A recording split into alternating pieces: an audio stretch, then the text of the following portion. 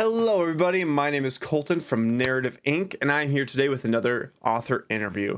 I have a fantastic guest and self-published slash soon-to-be self-published author, James. Could you give yourself an introduction?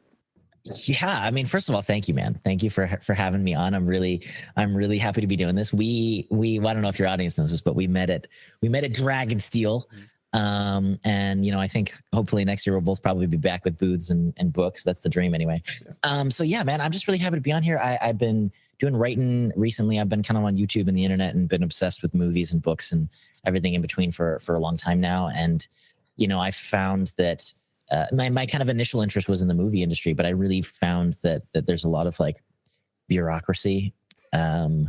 And it's really frustrating. And it's kind of like, oh, I have to raise money to make a video, to raise more money, to do the thing, to get in a room, to maybe have somebody look at a script and probably not care about anything. And it was so much of this like dependency and different things like that. Yeah. And I was just like, look, man, I just want to tell stories. And it's silly, but I do. And so I really got drawn to like writing, especially in the last year or so, book writing, as opposed to screenplays or anything like that, because it was like, there's no one. I don't need to get a camera operator or an actor or whatever. I can just write this and then publish it. And so, especially with self-publishing, and obviously I feel like that's kind of it's somewhere between like a derogatory term or like a, something that we own as part of because it's like self-publishing, you think like, oh, you do like Harry Potter fan fiction. It's like, right. Yeah, really. Hey, do not downplay the Harry Potter fan fiction. There is a Draco and Hermione fan fiction out there that people go insane for. So oh my goodness, don't downplay that. They will go after you. See, my thing is Warhammer. I'll give you Warhammer. Warhammer fan fiction is where I've done Warhammer fan fiction actually. And yeah, man. So I just started writing.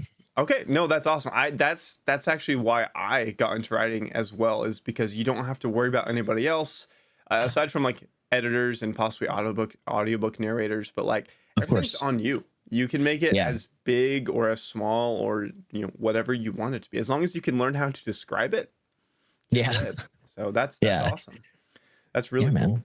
So like you just want to create stories. Why do you want to write stories? Like what is your motivation behind that? I don't know. That's kind of a philosophical question. I don't know. I've just always really liked stories and storytelling, and I think that it's a really cool way to kind of like look at ourselves and talk about the truth of the world, especially fantasy, right? Like what I really love about fantasy is that I feel like everybody has, especially in the current climate, everybody has a lot of like set beliefs and opinions about this thing or this thing or this thing or this country and this piece of history and this thing. And that's exactly how it was because that's how my teacher told me or the book told me. And don't you dare say anything against it. And what I love about fantasy is it's like, this is not that country. This is made up. And so it allows you the freedom to explore things that if you were to do in the real world or with real people, even in like historical fiction, everybody would be kind of up in arms about or just tense about or hurt about. And sometimes it's valid, sometimes it's not. Either way, it exists. Yep. And so I love fantasy because it's like, oh, let's explore this villain, like this horrible person. And let's really look at this, not just go like, he's bad because he doesn't like this or whatever. Yep. It's like, no, really delve into that. And so I think it's a really cool way to delve into humans. I mean, I think that's why we all like stories is what it says about not just, I don't know, I'm not a huge fan of like the personal experience, but more just humanity as a whole, right? It's like we've all gotten angry in traffic and like thought about screaming at someone, like, and it's like we say we don't relate to that, but we do. We relate to that anger or that frustration or the desire for revenge or love or, and writing stories, it's like, it's dope, man. I don't know. No, it really is. So what you said about whether or not like historical fiction, whatever, is real or not, I was at a panel at Dragonsteel, and one of the authors was like, yeah, I was writing this character in the 1800s, and they were in this wheelchair, and I was doing a ton of research, and there was this home defense wheelchair with a Gatling gun, and it was self-propelled, and she's like, I could not put that in there because no one would believe me that it was true. And it's just, it's you're totally right about people with historical being so like, just, you have to get exactly right or people just won't believe it. So that's awesome. Sure. But back to your point about like just the relation and everything, it's true. Like, how can we relate to characters like, for example, in the book that you reviewed recently, Mistborn? Well, it's because a lot of people have dealt with abuse. A lot of people have been poor and struggled and not known how to take on the Lord Ruler or whatever. Your Sure. Lord I mean, not Ruler even that is. directly, right? It's like, I don't even think we have to, I don't know. I think a lot of people get so caught up on like, it has to be like, and it's like, dude, I've never, I'm not a girl. I've Yeah. never, like, I don't think I'm like the poorest person in the world. Not that I've never been poor, but like, I don't think I'm the poorest person in the world, but it's like, oh, maybe this character is insecure or maybe this Yeah. character falls in love. Like, it's like, let's not cut ourselves short and pretend like, no, it has to be the same setup as me or I don't relate. It's like, Yeah. no, it doesn't. Yeah. Like, we all have had something about this character that's like, wow, I'm worried. Even, to go to spoilers of Mistborn a little bit, it's like the Lord Ruler. Is that okay? Can we do Yeah, spoilers it's on okay. here? It's okay. It's okay. Okay. I've read I've read all of the Cosmere multiple times over, so Okay. you're totally It's good. a very minor spoiler. Oh, But to go to like the Lord Ruler, like, look, like a lot of his rise is jealousy. It's like we've all been jealous. Like, I don't want to admit it, but it's like we've all been jealous a little bit, even if it's like that little twinge of like, darn it, I wish, everybody's experienced that. And so it's just this, I don't know. I really like a more being like not always having to put it in a box, but just going, this is the reason we like art. And the reason, especially writing, is because it's human, right? Humans. Don't worry about it being perfectly a story about myself or other people or to a certain audience. It's like, not just right humans. And I promise you, the most impactful works are ones that are just human, not ones that are set on the time or the trends or the like that evergreen literature. It's like, that's stuff that we all, I'm not Norse, but I could read Hamlet and go like, wow, that's incredible. Like, and I don't check any of the boxes of that story. My uncle's not sleeping with my mom. I'm not like, none of it, but it's like, wow, I relate to some human aspect of it. And I think that's the beauty of stories. Yeah. You saw it here first, folks. This is the next Lord Ruler. His name is James. He's gonna Just say, look, man. No, oh my goodness. I think that's awesome. It's I was actually just watching a video yesterday and it was like, should humans even be in fantasy? And they made a lot of really good points because like, yeah, would humans do well around like elves and dwarves and stuff? But like, really when it comes down to it is the relatability and being able to take on these issues in different worlds and different situations. Sure. Yeah, I've never been a murderer. I've never had to deal with any of those things, but yeah, a lot of things you mentioned, just they're so true, and I really like that.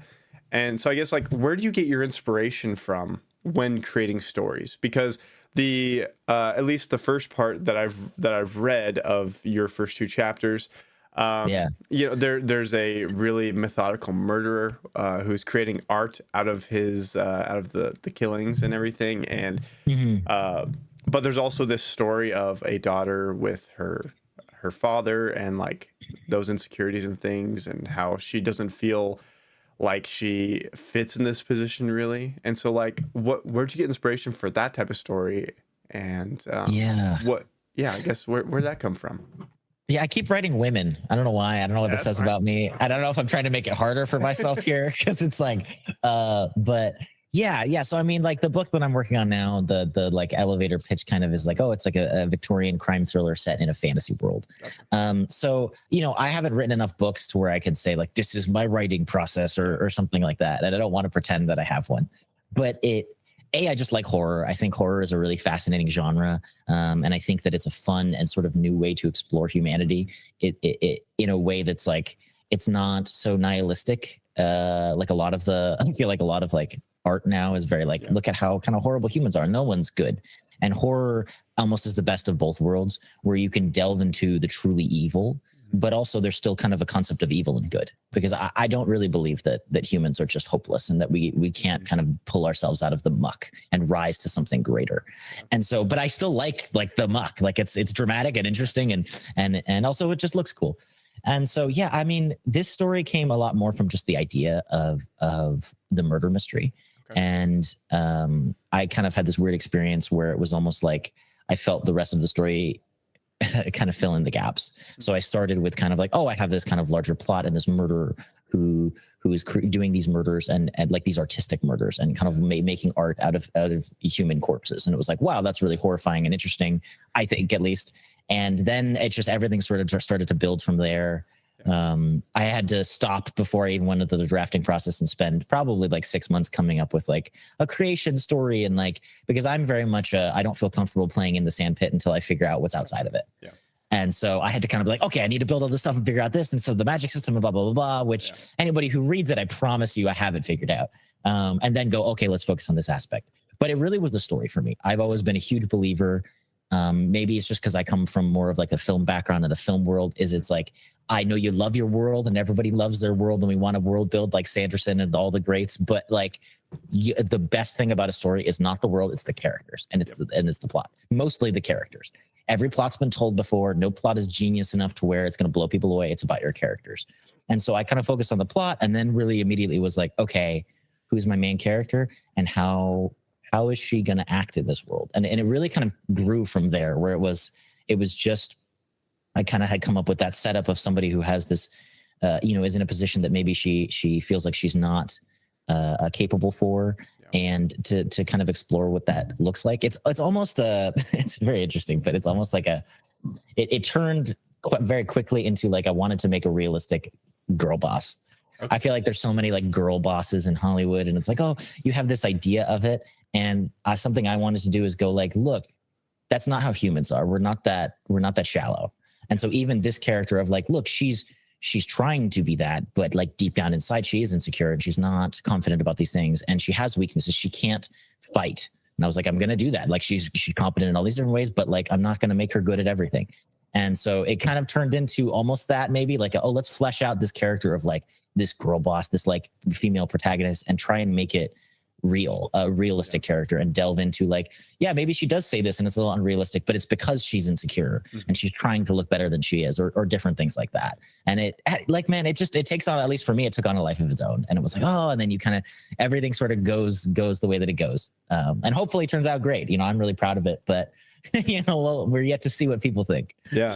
Well, I love that. And really it goes back to what you're saying about just telling realistic stories with people where we connect with them. I'm not a woman, but I can connect with being in a position where I didn't feel prepared or I feel insecure about that. And I think sure. I think that is really fantastic that you're doing that. We need more girl bosses, realistic girl bosses in fantasy. Yeah. So, yeah. Just in stories in general. Yeah. Man. Yeah. Just in general. So not just fantasy, but yeah, in general. But I love what you did at DragonSteal. So let me just tell the people and my process of meeting you guys. Yeah, I'm curious what it was like from your perspective. Okay, so I was just walking through, just looking at all the vendors. I wasn't going to buy anything. I wasn't going to do anything. I was just doing my first walkthrough. This was the first time I was there. And I'm just walking. All of a sudden, this guy in a suit walks up to me and says, "Hey, how's it going?" And I almost left, but they were like, "Oh, hey, do you like writing? Are you a writer?" And then you guys pulled me in. And then you just started telling me about the Storytellers Guild, and it was just like this whirlwind of information. But I was like, "Yeah, I love this. I love what's going on here." And then we exchanged information and everything. And then like I couldn't sign up for the link, and it was just you were just like, "Oh, I was so embarrassed." You were just like, "I'm so great." Sorry. I'm like, "Dude, just let me pay for it. It's just $2. I want your book. Like, let me do it." And you guys were just so nice. They were all wearing suits. Even the young brother-in-law who was like, it was too big of a suit, but like it worked. It's okay, man.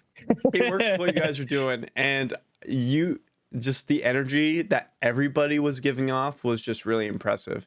And you guys just were very, very personable, and I just really appreciate that. I was just about to just walk past, but because you guys really like pushed a bit more, but without being mean or weird about it, you guys just like gave off the energy. So it was really awesome. Well, thanks, man. I just love what you guys are doing with the Storytellers Guild, and just how you had the first 2 chapters of your book. That's genius. A lot of people give away samples, but you actually had it printed out, not just an ebook or anything. And to me, that's really big because, and something I'm going to do moving forward is just having samples of my stories, whether or not I sell it or whatever, or just give it away. But I just think that's awesome. Where did your inspiration come from for just your whole DragonSteal booth and how you guys presented yourself? A lot of it was learning on the go, to be honest. I've never done a convention before. So I also had done Dragonsteel, and so it's like you're driving. We came from California, Dragonsteel's in Utah, so you're driving 9 hours, driving through all these different states, and kind of this like image of the conventions building up in your head. We were running a little bit late because we got stuck in like a snowstorm, and I was like, I've never driven in snow before, that whole thing. And so then it was like, oh, I'm going to show up, and they're not going to let us in the door. And you showed up, and it was like the greatest thing ever. The way that this thing was run, it was both professional and personable in the best of ways. It was none of the bureaucracy or the line waiting. You had people who were there and were real aspects of the convention, who knew what they were talking about, who were running the thing, who were interacting with you for months and months in advance. And they were the guys who were meeting you at the door. And so that was really cool. And then, honestly, man, it just, I don't know, it all sort of was like a reaction. I think that one of the skills that I've a little bit learned when you're running a business, but especially with film, even if it's like a little baby short film, you got to just roll with the punches, because it doesn't matter how much you plan. Inevitably, something's going to go wrong. Sure. And the art of being successful at that is not just the planning, it's the thinking on your feet. And so it was like we showed up, and all the other booths had like these like huge banners, and I was like, oh geez, like we did not prep well enough for this thing. People have these massive, beautiful art pieces, like flags. There was a guy with like an automatic drill building this wooden thing, and I was like, oh great, like we're screwed. Like this is awesome. We drove 9 hours, and we're not ready. Yeah. But it was like, look, man, I just tried to be like, real. I don't like, I think the advantage of in-person, and what I don't like about social media, I suppose, it's like, of course it's nice to have the opportunities that provides, but it's so distant. And so I have just always tried to be like, look, we're just going to be real. We're going to dress nice because I want to respect your time. And this is not just like me sitting in a t-shirt with, like a Cheeto stain on my stomach or something. It's like, nah, I want to take this seriously because I'm asking you to take me seriously. And so let me give you the respect enough to dress nice and to do my hair and to stand here and talk to you, And that's just, not everybody has to do it that way. That's just, I almost feel obligated a little bit to do it like that. And yeah, it just turned out, man, we were really real about the Storytellers Guild. It's something that I think is actually kind of cool, not to toot my own horn, but I think it's a little different than what a lot of people are doing. And we really tried to just be like, look, I'm not going to tell you something. I'm just going to tell you what we're doing. And if you want to check it out, you can. And, the sample thing came about mostly because of scheduling. In a dream world, I was going to have a book at that convention because you have to sign up for it, like a year in advance. And it just, life hit me and things happened. And it got to the point where it was like, I could finish it, but I think that the actual work itself will suffer. And if I want this thing to mature the way that it should in the editing process, I need to give it more time, which was really hard to do. Like, I remember when my editor got back to me, she sent this message and was like, look, I'm going to get the hard thing out of the way first. I don't think you can make DragonSteal. And it was like, oh, geez. And that was depressing for like, 3-4 days. But then I was actually talking to another author there, Darcy Cole, and Love she Darcy. was a neighbor. She's really cool. Check her out. Darcy. And she had said, oh, I'm going to do samples of my book. And so I was like, oh, that's a great idea. I have some of this drafted well enough, like final version. And so I said, all right, and I just threw together the sample thing, but it turned out better than I ever could have hoped for. Yeah. I think whether I have a book or not, I'm going to do that moving forward, because it's like, nobody knows who you are, and you're at a convention and everybody's trying to sell you something. And so in hindsight, being able to go, hey man, don't spend $30 or 20 or 10 even. I'm not asking you to buy a book. Just read 2 chapters and let my work speak for itself. It ended up, I think, performing pretty well. And I've always just kind of been like that, I guess. Like, I don't want to, here I am proving myself wrong here because I'm blabbing about my work. I was going to say, I don't want to talk about it. I want to just let it like speak for itself. To be fair, we're on an interview where I'm asking you things about yourself and your process. So it's okay that you talk about yourself. That's okay. Okay. Totally fine.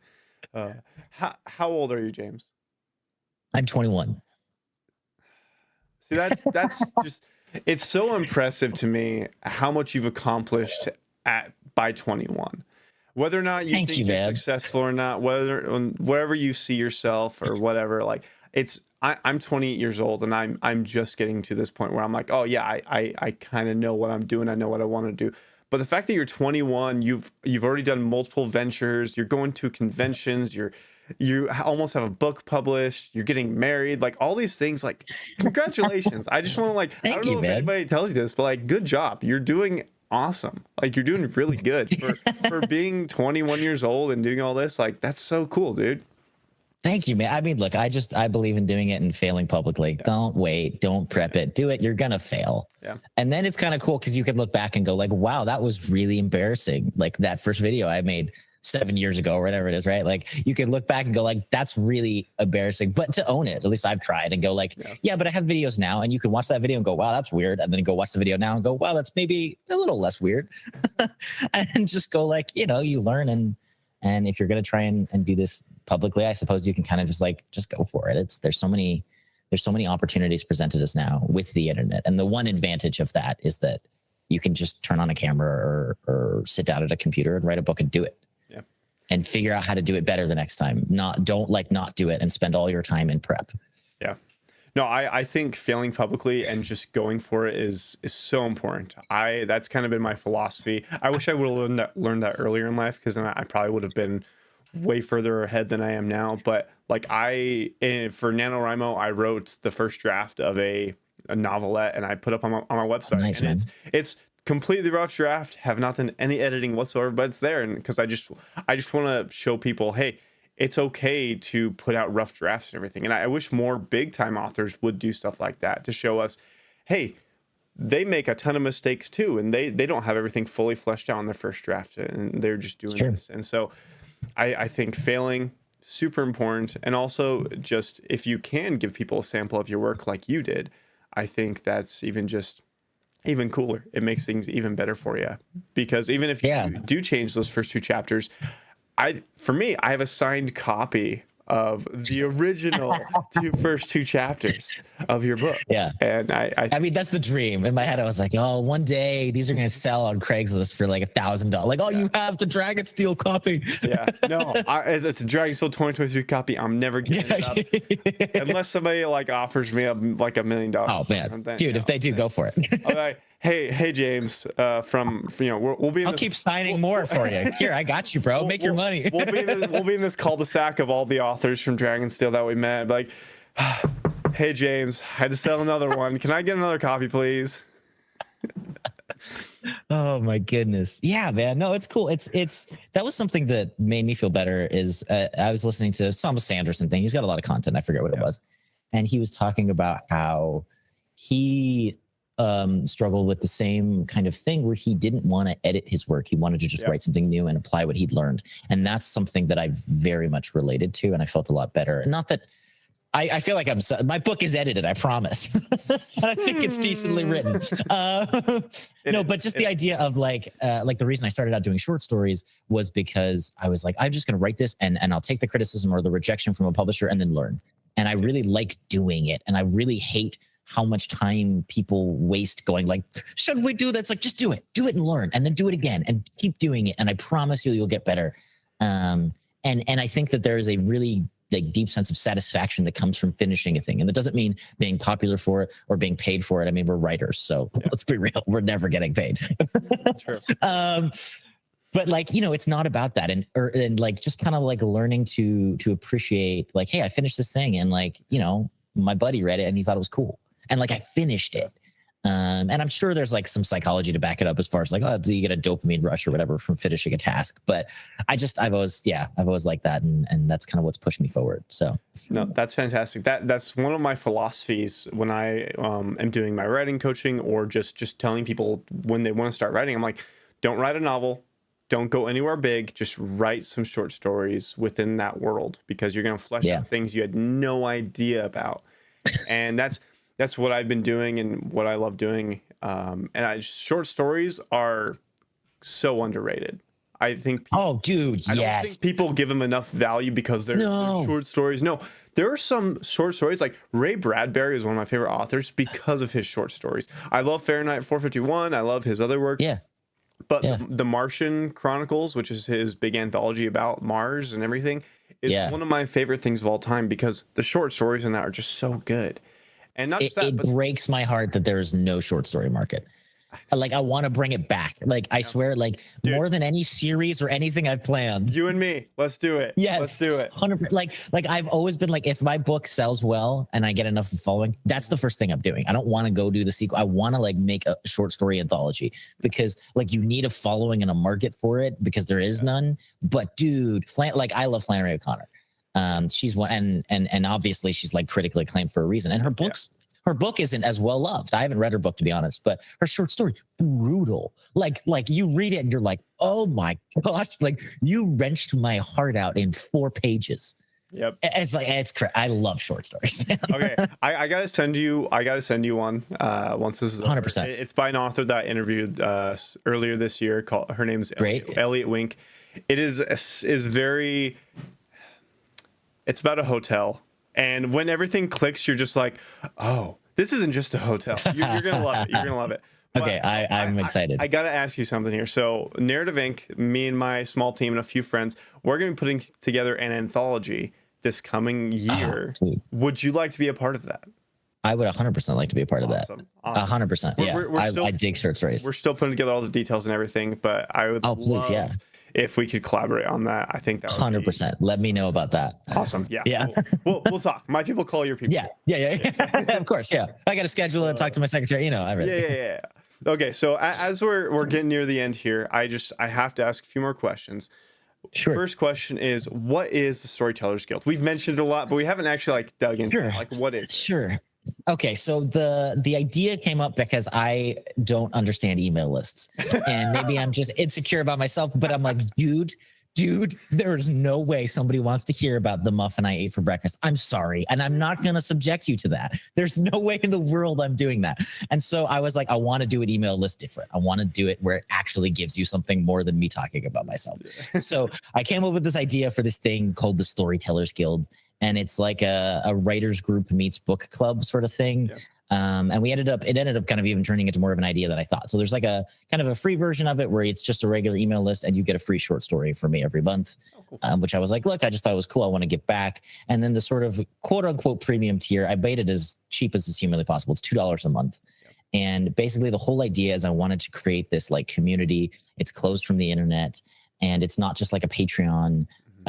It was weird because Patreon, I'd worked with a lot with like doing reaction videos and stuff like that, but it was so very limiting. It was all creator focused. Yeah. And on the other side of things, I thought Discord was so absurdly chaotic. It was like, you need like 20 mods to have even a civil Discord server. And like, it's got all these moving pieces. And so I did searching and I found this site called Locals. And I know everybody always gets a little suspicious because they just don't know it. Yeah. But they, at least for my purposes, offered like the perfect balance between, okay, members of this community, they can make their own posts and they can do this sort of thing, but not so insane like Discord. So it's like Patreon meets Discord. Okay, cool. $2 a month behind a paywall. You can make your own posts. You can comment on other people's posts.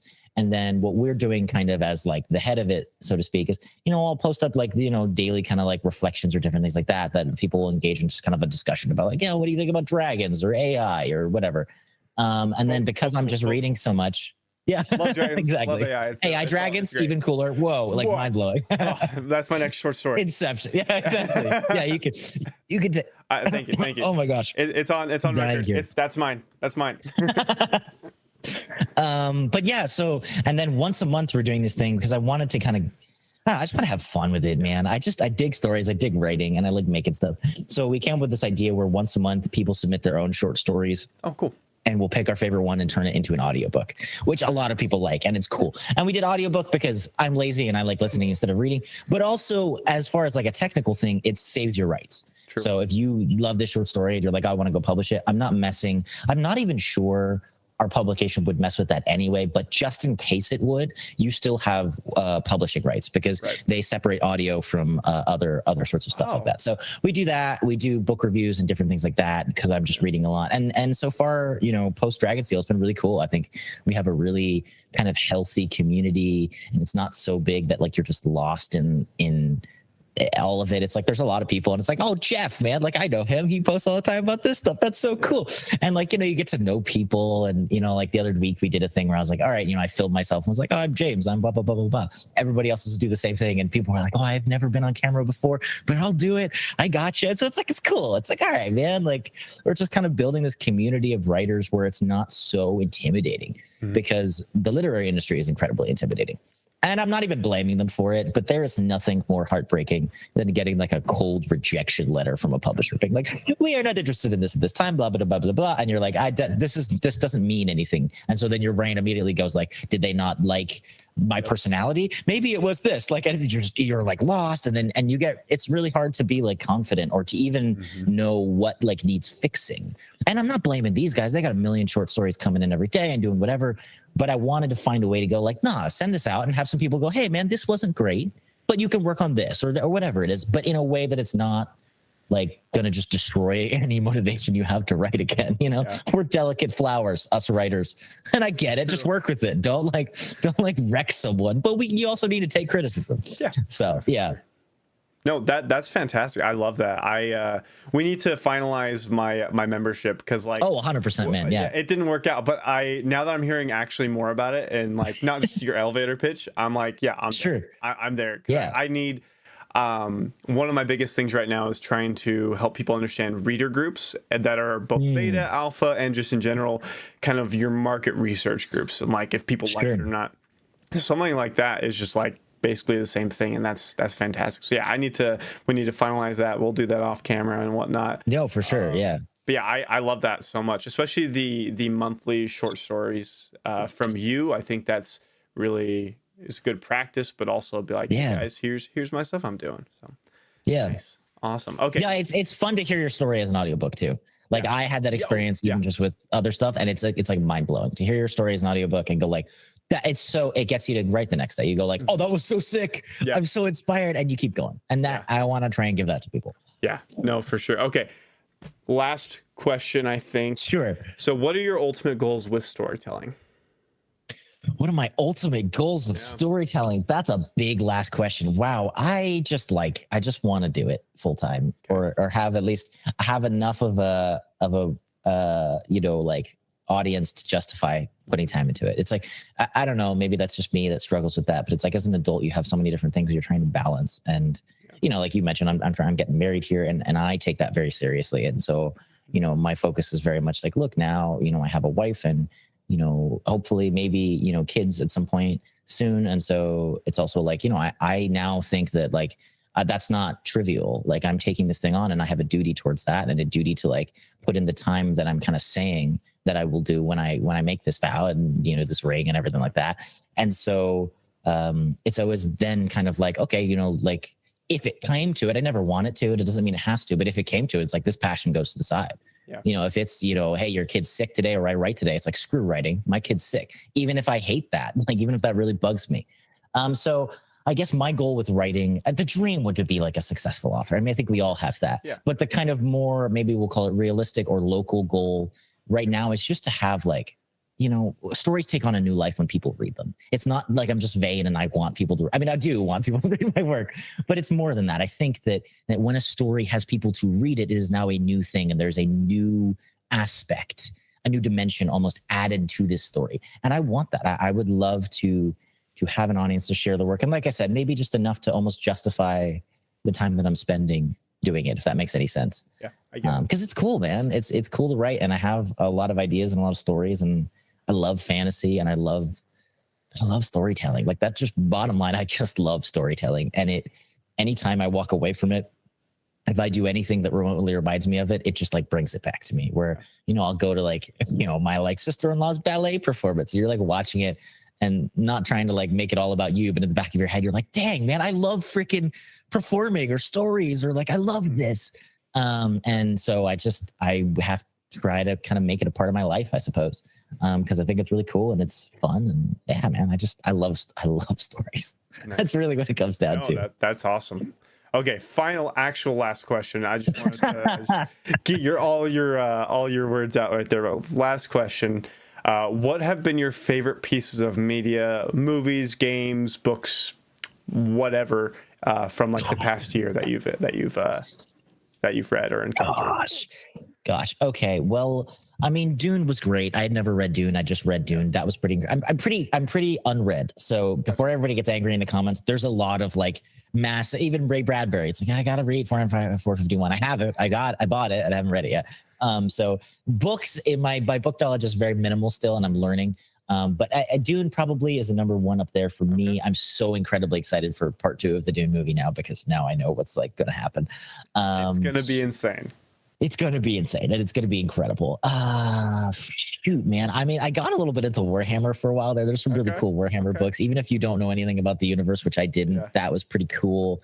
I'm a big fan of any of the FromSoft stuff, and I haven't even played any of the games. But I found a huge level of inspiration from just listening to lore videos. Even about stuff I don't know. Like, here we go. Yeah. Oh, dude, my favorite. So yeah, like listening to stuff like that.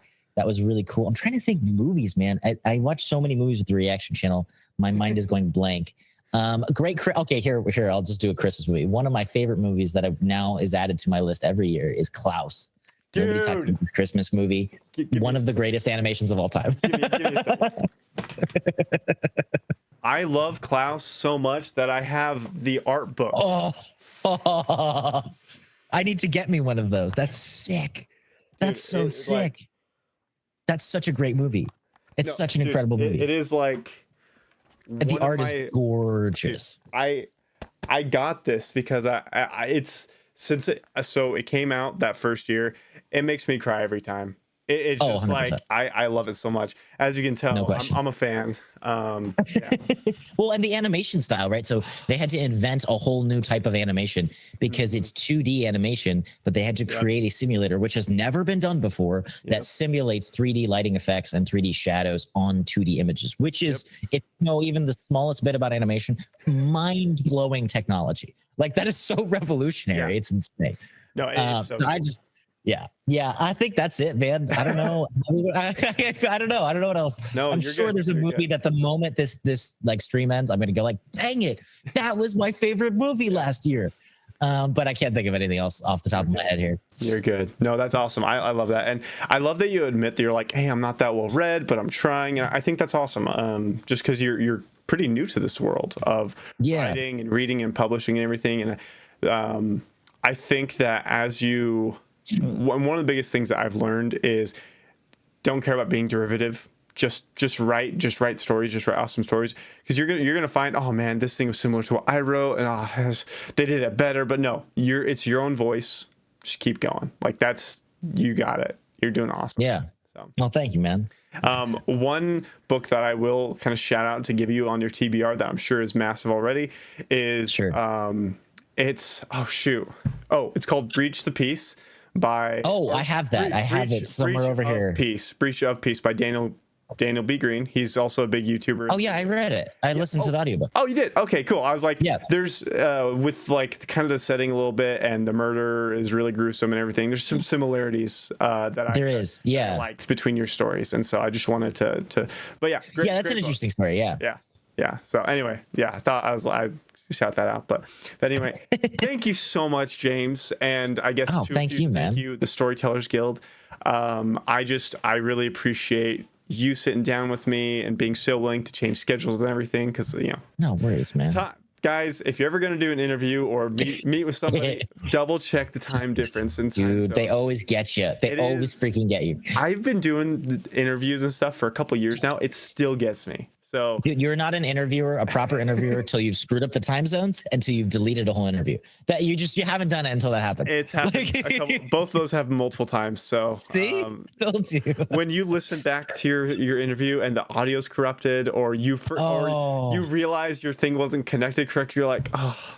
And it's always the best one. It's always like, wow, that was such a great interview with Brandon Sanderson, like some famous person that you can never get back on. And then it's like, oh, great. Yep. So anyway, but thank you so much again. I really do appreciate it. I'm really excited for the future of the Storytellers Guild and just see where you're going to go. Congratulations getting married. I'm sure we'll talk about it leading up to it more, but dude, congratulations. Good job. And thank you guys so much for watching. Check out the Storytellers Guild. Check out James. All of his information will be in the description below. And yeah, thank you so much. We'll see you again next time.